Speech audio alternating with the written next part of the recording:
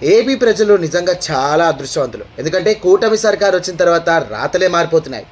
దీనికి నిదర్శనం ఏంటంటే పారిశ్రామిక రంగం. నిజంగా చెప్పాలంటే గూగుల్ కంపెనీ కానీ తదితర కంపెనీలు కూడా ఇప్పుడు ఏపీకి వస్తున్నాయి.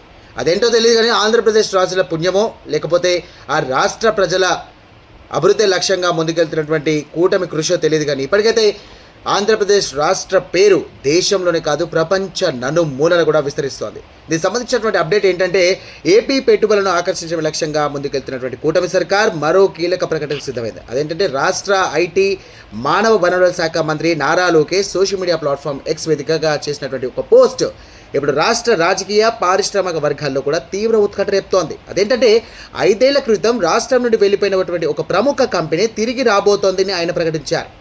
కాగా 2019లో కొత్త ప్రాజెక్టును నిలిపేసినటువంటి ఒక కంపెనీ రేపు తుఫాన్లా ఆంధ్రప్రదేశ్కు తిరిగి వస్తోంది. పూర్తి వివరాల కోసం ఉదయం 9 గంటలకు వేచి ఉండండి అని కూడా నారా లోకేష్ తన పోస్ట్లో పేర్కొన్నారు. బిగ్ అండ్ వీల్ అంటూ కూడా చేసినటువంటి పోస్ట్కు invest in AP, choose speed, choose AP అనే హ్యాష్ ట్యాగ్లను జత చేశారు.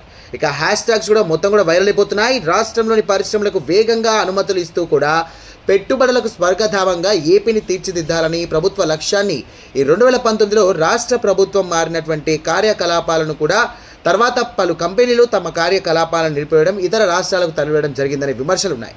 ఇప్పుడు కొత్త ప్రభుత్వం అధికారంలోకి వచ్చిన తర్వాత ఆగిపోయినటువంటి ప్రాజెక్టులను పునఃప్రారంభించడం, కొత్త పెట్టుబడులను కూడా ఆకర్షించడంపై ప్రత్యేక దృష్టి సారించింది. ఈ నేపథ్యంలో లోకేష్ ప్రకటించినటువంటి ఆ సంస్థ ఏంది, ఎంత పెద్ద మొత్తంలో పెట్టుబడులు పెట్టబోతోంది అనే అంశాలు తెలియాలంటే మనం అందరం కూడా రేపటికి వెయిట్ చేయాలంటే అంటే 9 నవంబర్ 2025 అంటే గురువారం రోజున ఉదయం 9 గంటలకు కూడా అందరూ వేచి చూడాలి మరి ఆ కంపెనీ ఏది, అసలు దీనికి సంబంధించి లోకేష్ ఇంత పర్టికులర్గా పెట్టినటువంటి అంశం ఏంటో కూడా ప్రతి ఒక్కరు కూడా వెయిట్ చేస్తున్నారు, చూస్తున్నారు.